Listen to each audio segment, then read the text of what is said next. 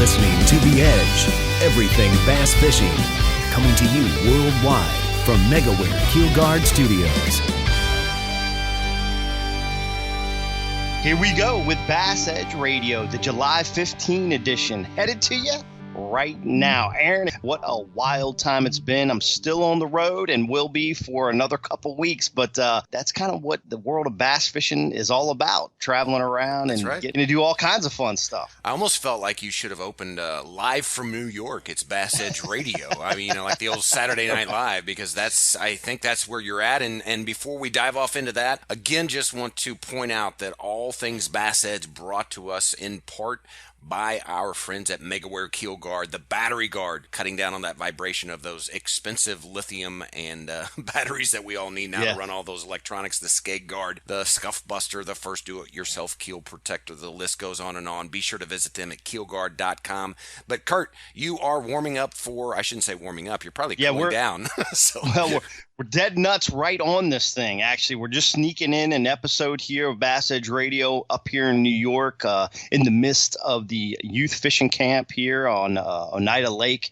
It's been a long time here on Oneida. I feel like I'm very intimate with the waterway as I was previously, but now that much to the nth degree. I've been here for quite some time, but enjoying. You got those the bass New York named weather. yet? Yes, I absolutely do. I can watch them follow them around the lake from when they were all caught in the open. Now they're all down by the ramp, and they're starting to migrate back into the other haunts. So it's pretty interesting to watch. When you spend that much time on a body of water, Aaron, you really do become fairly in tune with what's going on, and sometimes you can lose it but then recover it really quickly. So it's a lot of fun. It's actually a great time. And before we shift gears and take us further south on another topic, interestingly, I think it was on Bass Blaster. It's probably all over, but where I saw it was on Bass Blaster. The New York State record smallmouth. Did that happen while you were up there? No, that happened just before. I guess it was like around the end of June. But things are just now certified and really getting out there a little bit more and becoming official. That a gentleman caught an 8-pound, 6-ounce, basically smallie out of Cayuga Lake in a derby over there. They had a 30+ pound bag, but irregardless, an 8.6 previous record, 8 pounds 4 ounces, dude. That is freaking ginormous. And who would have thought it would have come out of Cayuga with all the giant smallies up there from Erie to Ontario, St. Lawrence River. But the Finger Lake, Cayuga, which is a big finger lake, not quite the biggest, but man, how cool is that? 8 pounds, 6 ounces. I can't imagine what, I mean, you might as well hook into a Volkswagen and try and reel it in because, that size of fish would just have to be just phenomenal.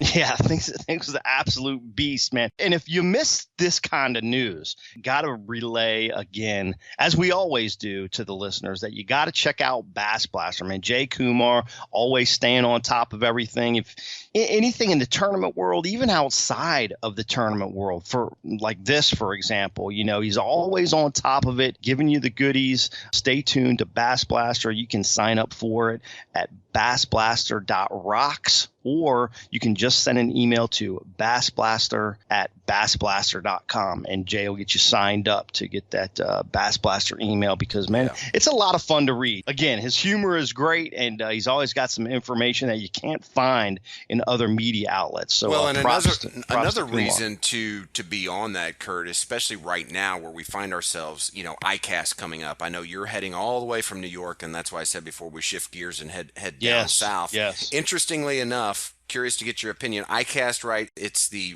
tackle retail, tackle industry, if you will. It's the mega show. Last year, the economy was a little different than what it is this year. Thoughts going into that? Yeah, Aaron, I think it's going to be a pretty big show. I'm looking forward to obviously being there with Hayabusa. We'll have a booth there. ICAST last year, they kind of got it kicked back off, but it was, odd times, obviously, with kind of the winding down but lingering effects of the coronavirus going on. And I think this is going to be that first year since 2019 that you really kind of get everybody back together. But yeah, July 19th through the 22nd down there in Orlando, Florida. Of course, this show is put on by ASA, the American Sport Fishing Association. So that's where this whole thing comes to. And if folks aren't familiar with ICAST, basically it's all the manufacturers getting together, and they have a lot of meetings going on. Some retailer and buyers there as well in the retail side. And one of the shows now that kind of kicks off everything, you know, there's been a lot of change in how people promote their products. You know, you got a lot of stuff happening at the Red Crest or the Bassmaster Classic and, of course, ICAST. But now you've got products just coming to market so quick. But ICAST is one of those places where all the manufacturers really kind of get together. And there's a lot of great things to see fishing trends down there at Orlando, Florida this time of year. Sure. And talking about fishing trends and technology and knowledge base, Florida is certainly, you know, the ICAST show. But let's stop off in the metropolis of Kansas, where that is the Bass Fishing Education Center, epicenter, according to Yeah. This guy's beginning to take a regular seat here at the mic, and we're interested to talk to him. We're going to break down some more electronics, and I don't say electronics this go around, but where you put your electronics. Y'all stay tuned. It's going to be a fun conversation with Justin Russell. Hang tight right here on BassEdge Radio. Nitro Performance Bass Boats. Get pro-level performance with the Nitro Z18, the official boat of Major League Fishing. The Z18, with its nimble handling and versatility, sports many of the features in the larger boats in the line, like a Guardian Live Well, a heavily insulated cooler, dual 8-foot rod storage, and our smooth and fast NVT hull. Every Nitro boat is laid out to do one thing very well: catch fish. Enormous front decks, up to 45 square feet on the Z21, allow maximum mobility when battling unruly bass, and feature low-profile gunnels for ease of skipping, pitching, flipping, or landing fish. Nitro Performance Bass Boats, pure fishing machines.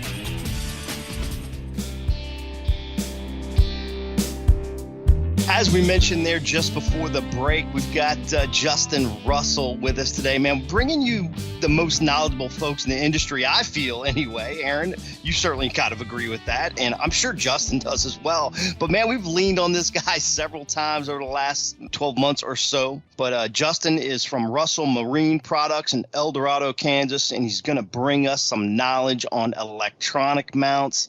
Man, Justin, thanks for being back again with us here on BassEdge Radio. Oh, absolutely. Love doing the show and love being on here and answering questions and helping people out. Well, Justin, as Kurt alluded to, we have talked trolling motors, live sonar, and today we are going to break down the hardware piece, which specifically electronic mounts. You know, there are several great companies, I guess, out there.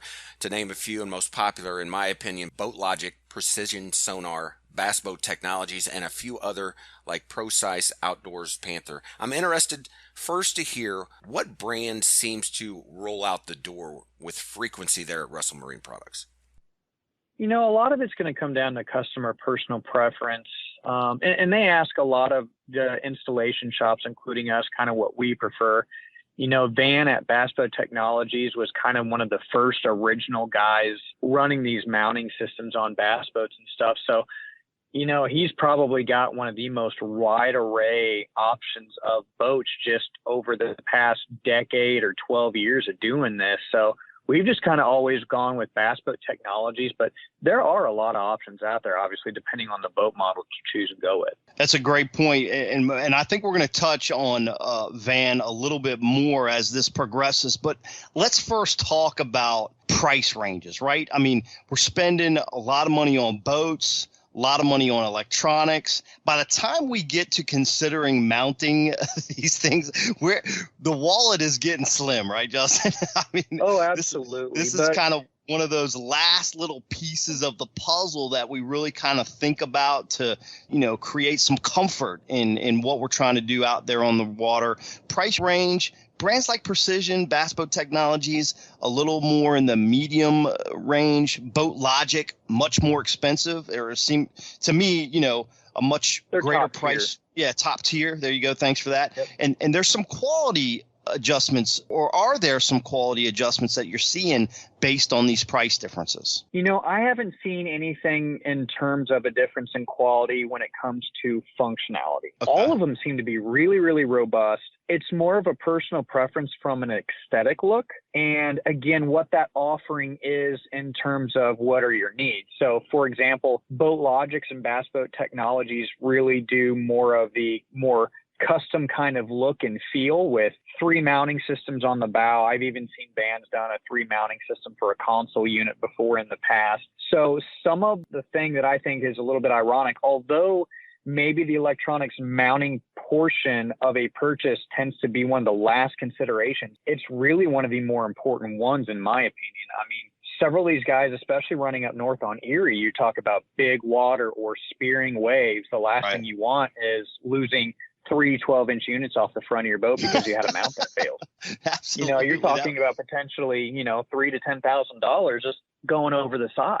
I think we had a Seth Fider, or maybe it was Brandon Polinick a couple of years ago, actually lost a couple of units from spearing a wave that I think was found and recovered by another Elite Series angler, ironically enough. I do recall, I think that was up at Champlain. I think you hit the nail on the head. It was Fider over there at Champlain. He had a great tournament, and then when somebody found his unit, somehow it turned into a miraculous recovery. Yeah, absolutely. And to allude this to the thing that I'll say about the mounting system that's been a really good thing, it's also changed the way the boat manufacturers have done some production runs on boats. When these things first came out in 2010, 2012 era with dual mounting systems on consoles, it was a very revolutionary thing. I mean, there was a lot of buzz in the industry of why do you need to at the console, and we saw more guys going to that when they saw the benefit. But the boat consoles weren't really engineered to hold that much weight with wind drag or condition drag or wave issues and stuff like that. But we're seeing that now where consoles have more fiberglass on them, or they're fiberglass reinforced where these mounts mount to offer that. Look at Ranger boats, for example, and some of the new Tritons are offering dual mounting systems already built into the consoles of their models now. So it's becoming a new thing that's being integrated from the manufacturers now like we've never seen before. Yeah, you talk a little bit about the throwback on that, and I recall the first time I put 2 units on my boat, and I had the ram mount, right, the rubber ball with the twist on little clamp, constantly tightening it down. It's moving. Yes. Yep. And things have changed so dramatically, as you mentioned, many times, obviously for the better. But it seems like it just continues, like everything in bass fishing, just evolving fairly quickly. Sure, absolutely. As the industry as a whole is, Justin, when you look at different mounts available that's on the market, do you find a particular brand getting more information from the field and adjusting better to the angler's needs? For example, I know that Van, owner for Bass Boat Technologies, he's an avid bass angler and really leans heavily on pro staff feedback for his designs. You got any thoughts on that? Van's probably one of the most intertwined ones in the industry from an owner standpoint, with what he's done. He's fished the tour as a co-angler. He's been around a lot of the pros. He's looked at feedback, but he also has a great relationship building too with boat manufacturers. So when a new model's coming out, he has a lot of the 3D scans and has the ability to make mounts and make them work right when the new boats are unveiled. He was working with Camus before their first boats came out, and he's been doing it with a lot of different manufacturers on that stuff. So he's kind of been one of the most forefront of having the latest and greatest models out that work with new boat models. And just from a customer service standpoint, I just know Van, and I've had this with Precision Sonar too, don't get me wrong. They've all bent over backwards when we've needed something in a rush, and they've all been willing to help us out, and they've been instrumental with that. I feel that the Bass Boat Technologies is a little bit more aesthetically appeasing. It's a little prettier. It's a little bit nicer looking. The Boat Logics is probably a step above that. It's got a little bit more custom. They got their logo engraved in it, laser etched in it and stuff. And it's kind of a cooler look. But again, it comes down to that price point. And from somebody who owns a business that we manufacture some of our own products in the industry too, it's sometimes difficult finding that functionality, that price point, and that aesthetic all in one and price it affordably. And I feel like that upper middle ground of that bass boat technologies really has kind of fit that market per se. I haven't had a lot of customers complain that they don't like how it looks or it's too bulky. But then on the reverse end of it, the precision sonar is a little bit more basic of a functionality. And it's also a little bit different mounting platform as well too. But again, kind of to each their own from a customer preference. We've had great feedback on honestly all three major brands of mounting brackets from customers. I don't hear a lot of complaints about it. Well, as long as the functionality is there. And I was going to say, most important thing. The functionality is probably, for most anglers, I would think, paramount. But now when we see, high dollar gas, like we've seen, the economy's changed a little bit. Price point probably starts to weigh a little heavily on on the purchaser's mind, I should say. Well, it absolutely does. I still find it somewhat ironic, though, that guys are willing to drop $15,000 or $20,000 on a full bow to stern installation, power poles and electronics and forward-facing sonar and trolling motors, and they want to find, in their eyes, the cheapest mounts possible, which, again, I think that's kind of the biggest mistake you could do. Yeah. You need to have that robust stuff. You want it to last. And makes you wonder, if I was their insurance agent, I'd be making sure that they had the proper mounting, system on their boat. That's a great point. Great point. I used the precision sonar for the last many years, and not for any other reason that just when I had my Ranger and started putting the whole thing together a few years back when I went to the dual units, and I just have a 16 on the console, and I've got the dual units up on the bow. It just worked right, and for me, it was just great, easy installation. And, just when I perused everything on the website, I don't know, it just worked out, right? So I think all these three are great units or great types of setup. And there's a few other options out there. We mentioned in the opening, Precise Outdoors. Panther, I believe that's a company that you kind of introduced me to, Justin. They're out of Canada, so they've got some more basic kind of stuff as well, right? There is, and there's another it's a kind of a lesser known company. Geiger Tech does some pretty innovative mounting and stuff as well too.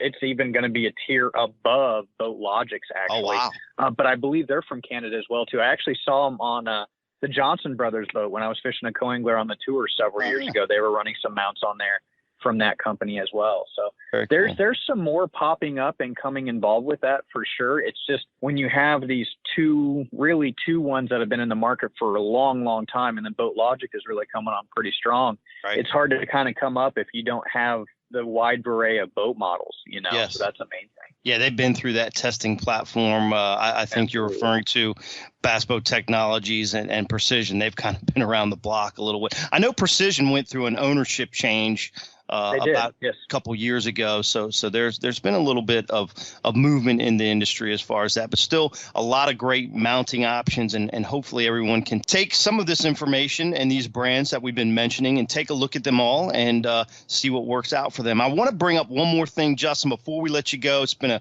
great conversation here on these mounting brackets. Looking at that third unit, up on the bow now, many anglers going to the, 360 with the live and then their regular traditional sonar and GPS that you need up there to stay on an area.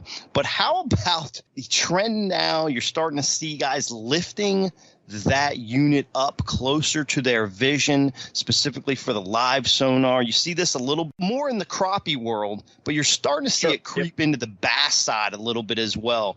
What can you say that you've seen in that realm as far as mounting systems? There's a couple good companies out there that have these almost telescoping type mounting bracket systems that can bring that live imaging sonar, that forward-facing sonar unit closer to you.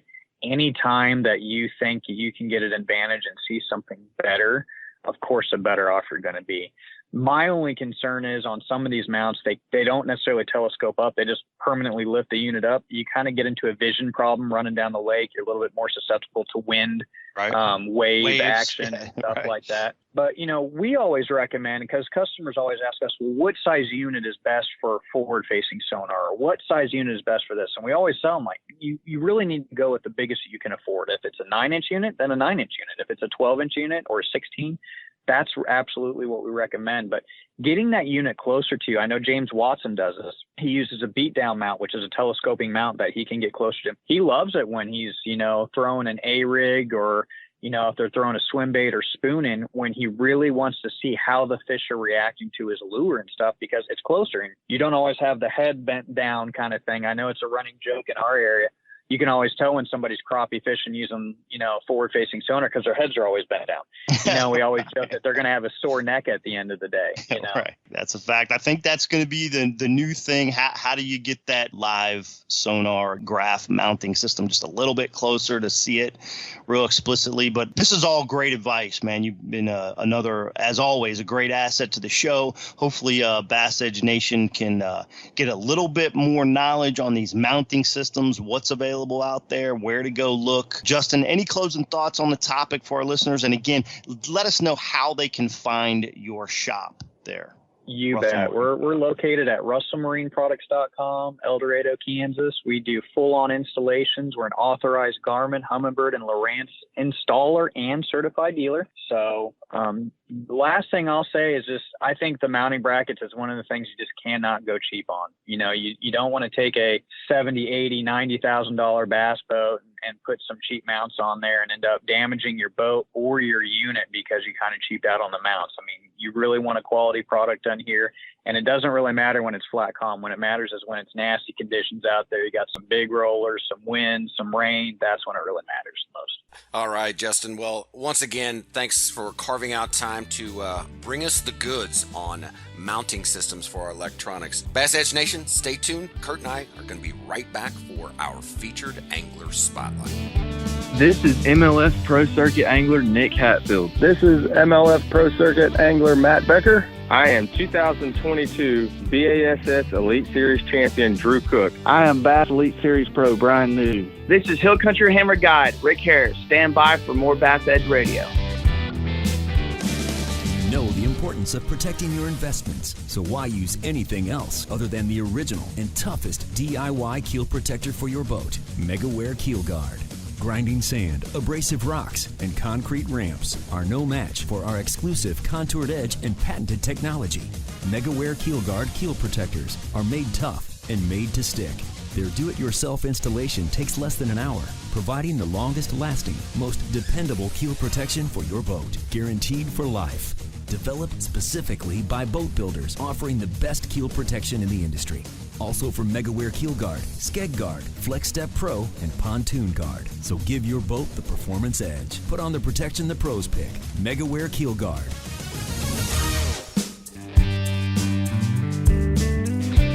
Aaron, a first-time guest here on BassEdge Radio, and gosh darn it, shame on us.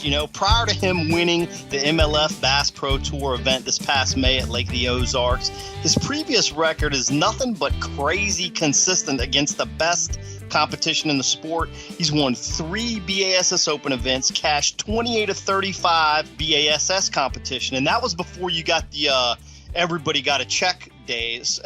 And he's also fished 1 year on the MLF Pro Circuit. Of course, he qualified for the championship that year. He's fished 3 Bassmaster Classic. Geez, man, the list goes on and on. Welcome to the show, MLF Bass Pro Tour champion, Jesse Wiggins. Great to have you here on BassEdge Radio, Jesse. Hey guys, thank y'all for having me on. Good morning. You make me sound like a professional fisherman when you read off that stuff.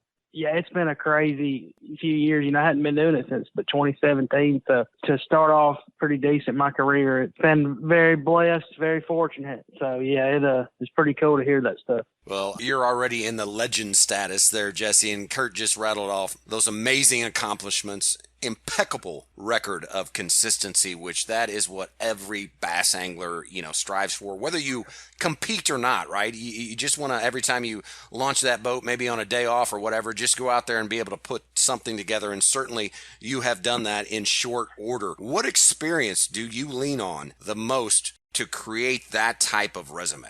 I think when it comes down to it, it's probably more of how I grew up fishing. Like I said, I've only been doing it since 2017, but I've been fishing tournaments and fishing like I'm fishing the Bassmaster Classic since I was 5 years old. We've always been in fishing tournaments around here. And obviously I know our little jackpot tournaments ain't the same as fishing a Bass Pro Tour event, but the way me and my brother growing up, the way we treated them, that's how we treated them. So we did everything we could to, figure out how to put limits in the boat. And, just growing up here on Smith Lake, it can be a really tough lake at times. So we learned how to do several techniques, whether it be square bill or throwing a shaky head or throwing a swim bait, a little swim bait, or whatever it took to catch, to get a check or to win the tournament. We was doing it. So I think it may come down to that, just growing up grinding. Like as people say that you always hear about, East Tennessee lakes and all the anglers from East Tennessee, you get a lot of really good anglers from that area and, the North Carolina and the Carolinas. And I really believe it's because the lakes are so tough at certain times of the year.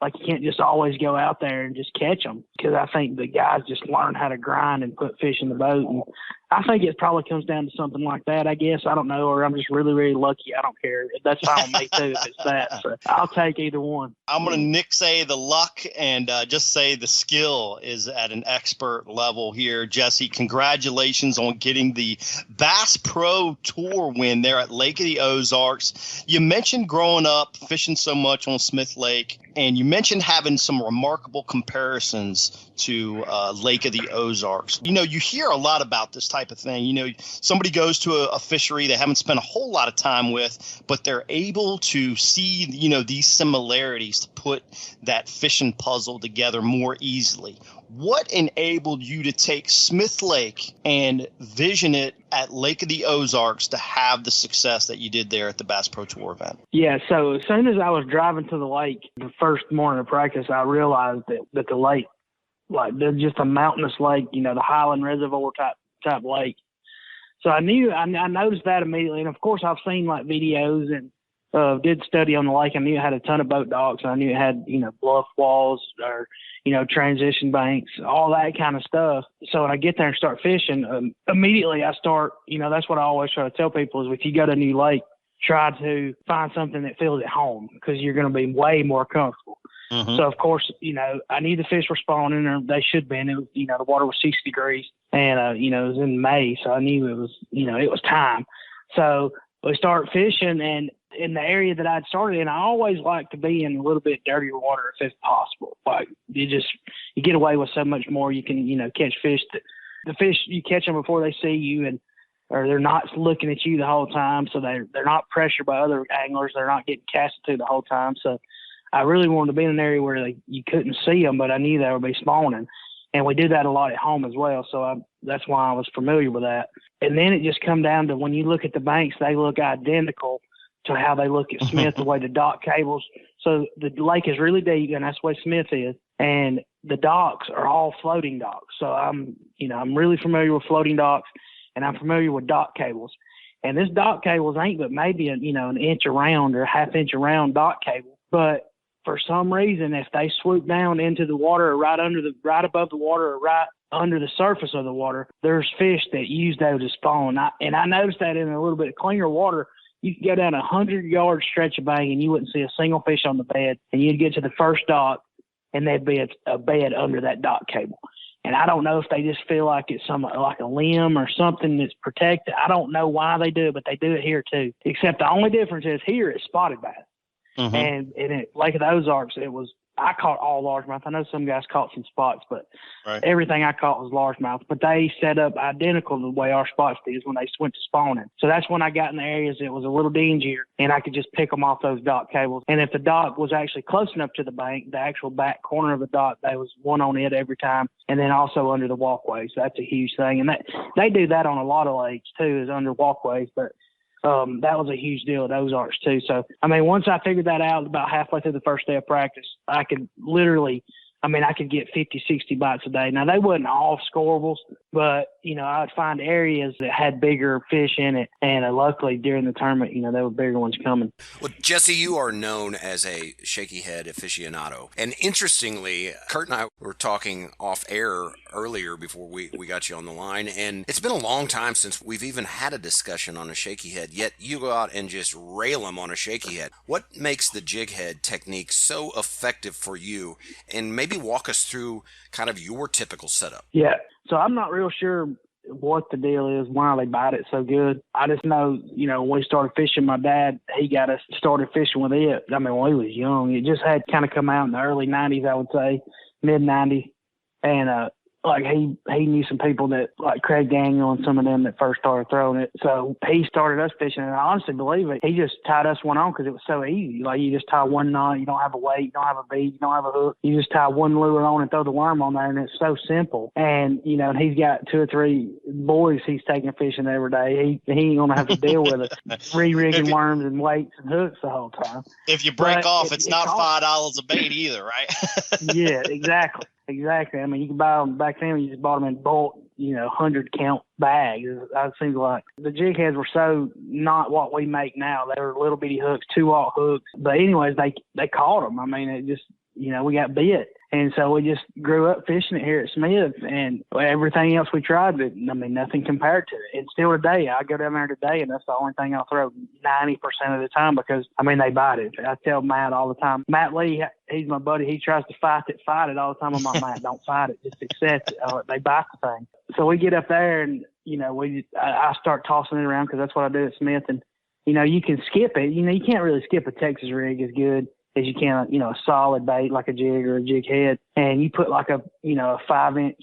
I was throwing a Jackal flick shake. It's like a 6/8, but I was biting it down to about 5 inches. And the reason I was biting it down is because you can skip it. And, if you put like a Cinco style bait on there, you can skip that thing so easy with an 1/8 ounce or a 3/16 ounce head. And so I really wanted to be able to skip it around those docks. So that was that setup. And then the rod and reel I use on it, I use a St. Croix 7-1 medium heavy. It's a Legend Elite spinning rod. It's a 7-1, and then like a size 30 Quantum Smoke spinning reel, and I use 30-pound braid. It's Seaguar Smackdown if people really want to know the exact name.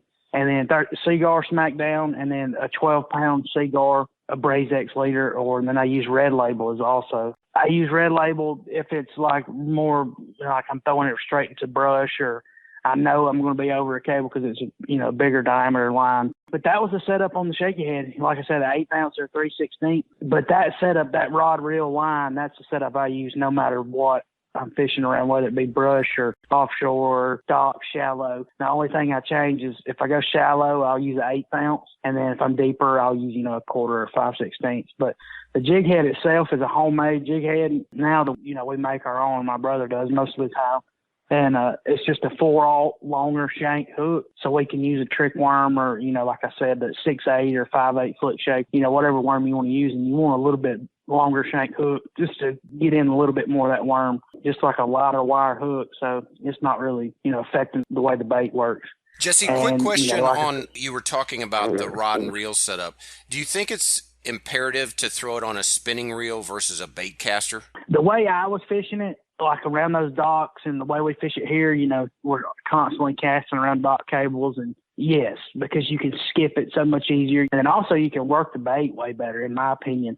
You're sitting there with a spinning rod, you can shake it and without moving it. And with a bait caster, it just seems to overpower it a lot. Now, if you're fishing offshore, 3/4 ounce shaky head, 1/2 ounce with a big worm, and you're more dragging it than you are shaking it, yeah, you can use a bait caster. But if you're, using it as a finesse technique, I think you need to use a spinning rod. It just seems like you work the bait so much better. And then, like I said, if you're casting around those targets like that, you absolutely have to, because you can skip it and everything works so much easier. Yeah. If you had it on a bait caster around those docks, you'd be picking out backlashes the whole time because you have to skip it so much. But yeah, that was the setup on that. And I've always used a spinning rod with it. And like I said, we grew up using spinning rods, so I'm very comfortable with it. And I feel like there's more advantages to it than there are disadvantages. Jesse, you started to get into that custom type of head that you put together there at the house. Obviously, you mentioned, a medium wire hook seems critical. If an angler goes to the local tackle store, you're going to see lots of different styles of shaky head. You've got some with the little spring that you screw the plastic onto. You've got some that just have a little keeper that you slide it above that little keeper to hold it, and it kind of creates a little bit of a kink in the worm, kind of a little strange little bend into it. You've got round heads, you've got football style shaky heads. When you're talking about that custom head that you have there at the house, dive a little bit deeper into the details of why you feel like the spring is good or bad, or the kind that you just slide the worm up the shank of the hook shaft to get it to hold. How is your setup, and what experience have you had tells you that this is the way it should be? Yeah, so the kind we use are definitely the collar style. You slide them up, not the spring style. Now, they're starting to make some now where the spring actually wraps around the shank of the hook. Right. I've seen those. And I think, I don't know. Ours ain't like that, but I think that works as well, and it probably worked for ours. But ours is the collar style, like you said. You slide it up onto the collar of the head, and like you said, it makes that bend in that worm. It makes like an S shape, and that S shape is what makes the shaky head do like what it does, a jig head. Because I'd say 80% of the time, it really just depends on kind of what you're fishing, but most of the time the fish are going to bite it on the fall. Like I would say, especially if they're spawning or they're shallow, they're going to bite it on that initial fall. Well, you want that S in that worm, that S bend, because it's going to circle while it's sinking. It's not going to just glide down. And if you get those screw locks, it's just one straight. It makes the worm. I know exactly what you're saying. Yeah, it makes the worm straight inline rig. Yep. And it's just going to glide down. Now, that will definitely get bites. I'm not going to say it don't work. Sure. But I like mine to spiral. And if you get that S, in your worm, it's going to do more spiral than it is just gliding. So if I want it to glide, I'll actually use the old school slider head. And that is a really good technique as well. Like, when it gets really, really tough in the fall or stuff, we'll use a slider as well. And the old school slider head has the little bend. It's actually got like a regular worm hook. It's got like a little bend. Yeah, it's got like a Texas rig style. I call it Texas rig, where it's straight.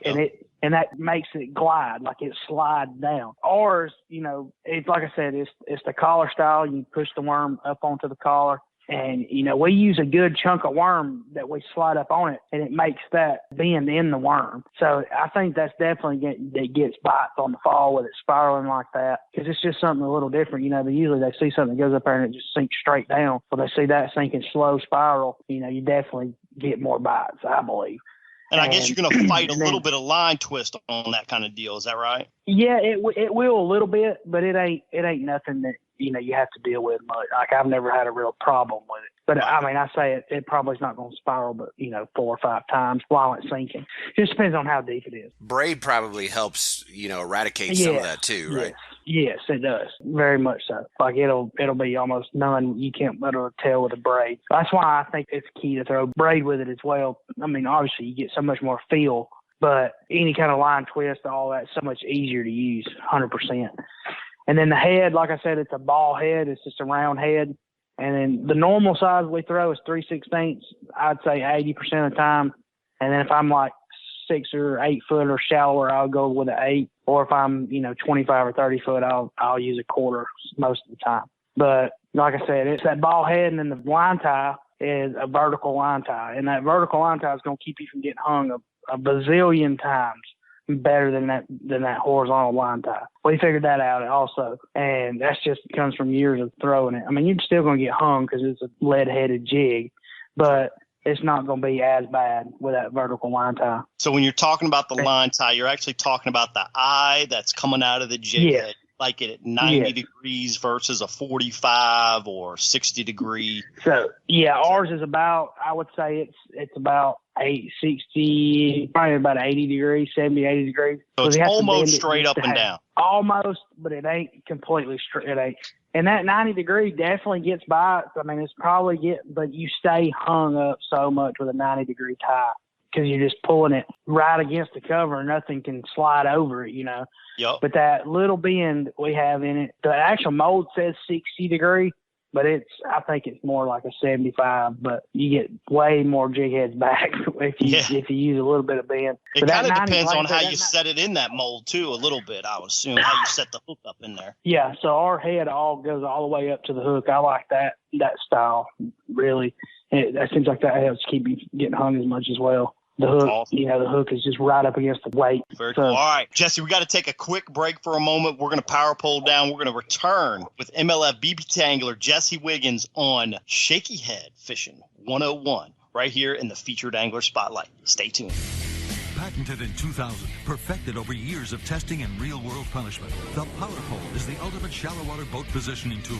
Swift, PowerPole deploys in seconds from anywhere in your boat.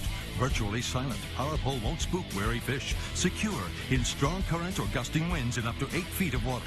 Engineered to take it with a lifetime unconditional replacement guarantee on the spike. PowerPole, swift, silent, secure. Visit PowerPole.com to find a dealer near you. BassEdge Radio, presented in part by Mercury Marine, returns with MLF BPT champion Jesse Wiggins. Mercury Marine, go boldly. Jesse, we broke down size, styles prior to the break. How about styles and types of plastic? You mentioned, that jack-all flick shake, kind of working that down. You like the thickness, I think, of that style bait because it skips a lot easier. What other plastic presentations do you find are effective and do you use on your shaky head fishing?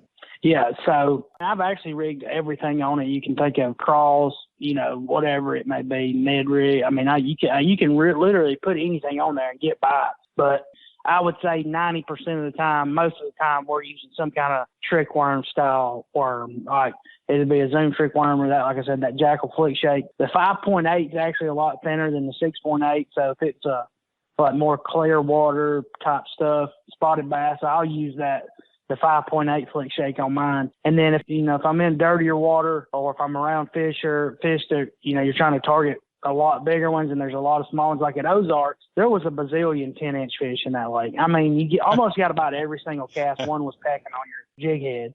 Like there was so many times I would just shake them off because you could tell they were tiny. So I started using that bigger worm, like a Cinco style, like the 6.8, and biting it down to 5 inches. And like you said, it does skip better too, like around those dot cables. So any kind of 5 to 7, 8-inch worm is all we use on it. I would say 90% of the time. And now if you get up to the Tennessee River, Chickamauga, Gunnersville, all them, we throw the big mag trick on it. That's when it really gets fun, when they start biting that mag trick. And we actually throw it down here some too at night. But that's when I'll throw that magnum trick on there. And we do upsize our hook on that one. We make one with a 5/0 in it, a little bit thicker wire. And it's actually an awesome hook for that mag trick as well. But that's when we'll throw it.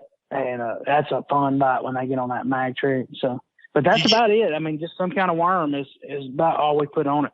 Do you get crazy on color options, or you got 3 or 4 basics you use all the time? Yeah, I don't think color matters as long as it's some kind of green pumpkin. The standard answer. I love it. Yeah. I mean, we really don't. I mean, that's all we throw. If you look in my bag, I mean, I got a bazillion packs of green pumpkin, whether it be purple, green, blue. It don't matter. This is always green pumpkin. It comes down to green pumpkin. The only thing I will say that matters is that I found so far in my career is Ross Barnett. You have to throw June bug on that lake or you won't get a bite. Seems like, because I tried green pumpkin half the day one day, didn't get a bite. I was like, I'll try the June bug, and it was like bites every other cast, and I'm like, Lordy mercy.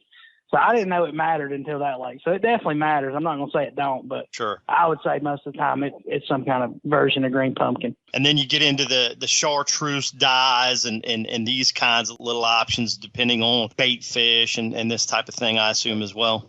Yeah, every now and then I'll dip the tail in it, but I would say I would go with 95% of the time I don't mess with it. I just throw it straight green.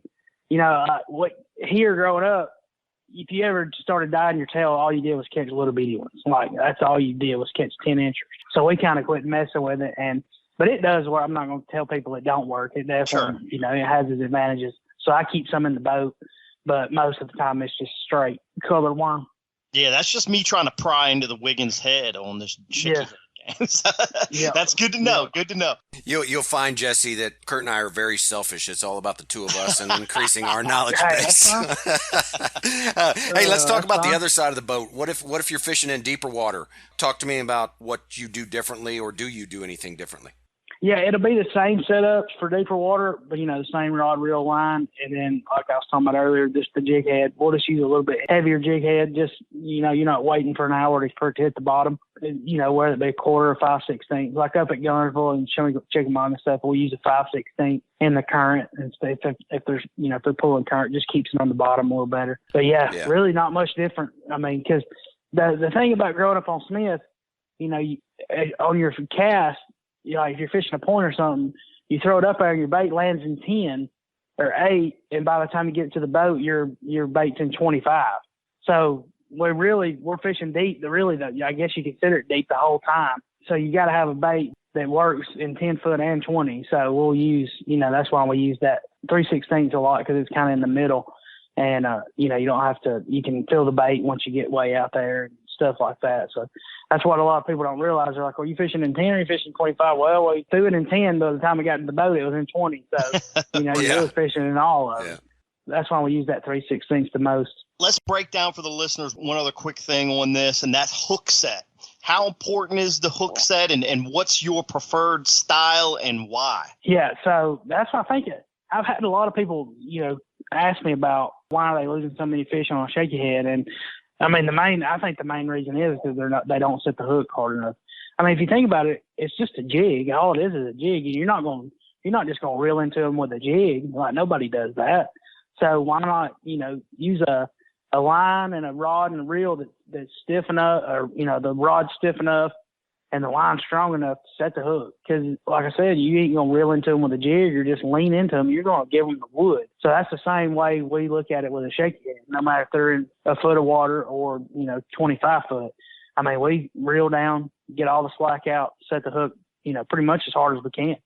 And, and then just have a good drag on your spinning reel, where ours always slips a little when we set the hook. So when you set the hook, your drag's going to slip, but, you're definitely bringing enough power to set that hook into the fish. And, we don't lose many. I mean, that's another reason I try to throw it in our big tournaments. If I can get on that bite at all, it's because I feel like if I get a bite, I'm going to catch him. So like I said, I mean, we bring the wood, just like you're throwing a jig, but, obviously you got a spinning rod, but you can jerk with a spinning rod just as easy. Yeah. Before, Jesse, we roll into listener question segment here, is there a season or behavioral pattern during a year you find traditional shaky heading as a must technique, and kind of why it's most effective that time of year? I would say definitely around the spawn. It's like around here, it's phenomenal. All the lakes I fish around here, you can't beat it, especially if you're fishing for fish that are spawning but you can't see them, like at Ozarks, and then like we do here. Like, there's not many baits that beats it, in my opinion. And then obviously if you're fishing brush piles, it's a must. And then post spawn, brush piles, ledges. And then in the fall, I don't think it's as big as a player in the fall, because the fish kind of get so suspended around here that we don't catch as many on it. Obviously we catch some early in the morning maybe on it, like first stop or so. But after that, it's not really a player around here in the fall. But I would say definitely any time from, winter time all the way through the post spawn, it's always on the front deck of our boat. Nice. Yeah, I think that fall time of year becomes so bait fish heavy. It's tough to get, those vertical or bottom presentations going, as well as those horizontal type techniques. Yep, I agree. Right. Yeah, when it gets fall here, like I said, our first initial stop, you catch some on a worm, like when they're still on bottom when it's dark. But then after that, it's all swim bait, spy bait, top water, dirt bait, all that kind of stuff. Like you said, horizontal stuff. Very cool. All right. We're going to move into the Nitro Performance Bass Boats listener question. A buddy of mine, Stevie Rodriguez, from right here in Del Rio, Texas, he shot this. We chatted about this, man, and he's got a great question here. When you're fishing rock, obviously, you did that at Lake of the Ozarks. We got a lot of that down here at Amistad. You do it all day long there at your home lake in Smith. And you speak of transition banks. I heard you mention this, and heard Rob Newell mention this a lot there at that Lake of the Ozarks Bass Pro Tour event. What are the styles of transitions you see being most effective, and how are they determined based on time of year? So pretty much here on our lake, it's all times of the year. You're always looking for, some kind of transition, whether it be where a bluff, turns into gravel, or a gravel turns into sand, or a bluff turns into riprap. That's always something you look for around here. And a lot of times in other lakes as well. But at Lake of the Ozarks, I mean, it become obvious really quickly. You had a stretch of bluffy type bank, or maybe a step bank. And, with all the boat docks at Lake of the Ozarks, there's a ton of riprap also under the walkways, where people put in, to keep their bank from washing away. So if that bank had a riprap kick out, or just like where it just something different, where it kind of V'd out, where they dumped all that riprap, there was 2 or 3 spawning on it every single time. So you could run down the lake or go into a pocket, and you'd see a straight, whether it be a dirt bank or a bluff bank, it didn't matter. It didn't matter what kind of bank it was. If you went in there and you seen that riprap kick out, or, you know, where they had riprap under the dock, for some reason they wanted to be around that. You know, there was a couple times there at the end of the period, I'd be fishing, I'd see that across the pocket or, you know, up in front of me, and I would just kick it on high and get there real quick because I knew I was going to get a bite. I didn't know if it was going to be big or not or scoreable, but I knew there was going to be, you know, one on it, and it was every single one of them. So it just goes down to, you know, being able to pinpoint quicker bites. And they always want to be on something that's different than what they're around. I mean, that's obvious. Like if you got a stretch of bluff and there's one lay down, of course that's where the fish is going to be, is on that lay down. Or if you're, you know, if you're on a stretch of bank and it's got one boat dock, obviously. So if they got something different, and it just comes down to the same type thing like it is anywhere else. If you got something different, there's fish around it. And it's the same way with that rock transition. And then it don't matter whether you're, like I said, if it's sand to chunk rock or chunk rock to bluff or sand to riprap, just something different. And I mean, for some reason, I've heard the saying, and I still use it, is you ain't got to know why they're there. You just got to know that they're there. That's kind of how I look at it. That's actually great advice. And a lot of times, you know, Jesse, you can't see those little outcroppings until you're actually going down the bank, right? You say you kick your trolling motor on high, and it's just that little difference maybe where the contour of the shoreline or some of the riprap fell, you know, off the normal pile, but just that one boulder might lead to an extra keeper, which is huge in your business. Absolutely. That's kind of what we look for, you know, just getting that couple extra bites throughout the day, and that's the way it is with any tournament, really, you know. But just noticing little differences along the bank like that. And that, you know, we grew up just fishing the bank. We didn't even, like I said, I didn't have a depth finder until like 2012. So we fished for years just fishing. Wow, that's great. I really think that helped me a lot, is just, you know, being able to go down the bank. And I've seen it with guide trips. Like I used to do a little bit of guiding, and I would be with people that didn't fish a lot, and they didn't know to like throw it at that dark spot over there, throw it to that, you know, you got a whole wall and you only got one rock sticking out. You know, they don't know to just throw it there. And obviously us growing up, like that's what we target. You know, I didn't really know people didn't know that. And I think it's more common than not that people don't know that. So anytime you got any kind of thing that's different about, you know, wherever you're fishing, that's where you want to target, you know, that's a lot of times that's where the fish is going to be. Yeah, good stuff. Knowledge is power, and right there it is from Jesse Wiggins. Awesome question, Stevie. We need you to log on to BassEdge.com, click the Claim Your Prize tab, fill out the information on there, including your address. Let us know you heard Jesse answer your question right here on episode 380, and we are going to get out that Midway USA gift card sent directly to you. And for all listeners, if you haven't checked out Midway USA, be sure to do so. Their pricing, their inventory, everything top notch. And as always, Bass Edge Nation, keep sending in those questions to our Facebook, Instagram pages, or simply go to the Bass Edge website, click on the Ask the Pros tab. If you get your question answered here on the show, we will send you that Midway USA gift card where they have just about everything for shooting, hunting, and the outdoors. Well, Jesse, excellent to have you on the show. As Kurt said, long overdue, but you know what? It's kind of like better late than never, and you certainly brought the goods today. As we wrap up here, any last remarks or things you want Bass Edge listeners to know? Yeah, just thank y'all for having me on. I appreciate it. Thanks for following along, and that's about it. I appreciate it. And catch us all year, Bass Pro Tour, our next event, August the 6th up at Cayuga. Definitely going to be some big fish caught up there. Yeah, Cayuga, you know, we were just talking about that earlier in the show. I think it was the end of June, and now kind of certified and everything, but an 8.6 Smalley. How about that, dude? I seen that. Yeah, I seen that. It made me want to run up north real quick. We're down here in this 100-degree heat, and I would love to be up there right now, but we'll get our chance at it for sure. Sooner than later, you'll be there, and we look forward to watching you out there, man. Cayuga's a great fishery, and some exciting events coming up on the final few stages of the Bass Pro Tour, so we'll be checking you out, obviously. Looking forward to watching your continued success on tour. Folks, hang in there. Aaron and I will be right back closing out this episode of Bass Edge Radio. You know the importance of protecting your investments, so why use anything else other than the original and toughest DIY keel protector for your boat, Megaware KeelGuard. Grinding sand, abrasive rocks, and concrete ramps are no match for our exclusive contoured edge and patented technology. Megaware KeelGuard keel protectors are made tough and made to stick. Their do-it-yourself installation takes less than an hour, providing the longest-lasting, most dependable keel protection for your boat, guaranteed for life. Developed specifically by boat builders offering the best keel protection in the industry. Also from Megaware KeelGuard, Skeg Guard, Flex Step Pro, and Pontoon Guard. So give your boat the performance edge. Put on the protection the pros pick. Megaware KeelGuard.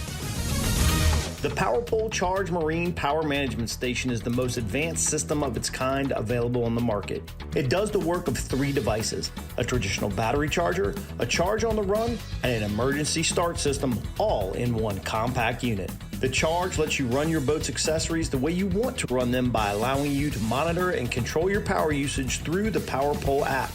It automatically devotes power to the batteries that need it the most for maximum efficiency. The new Charge from PowerPole.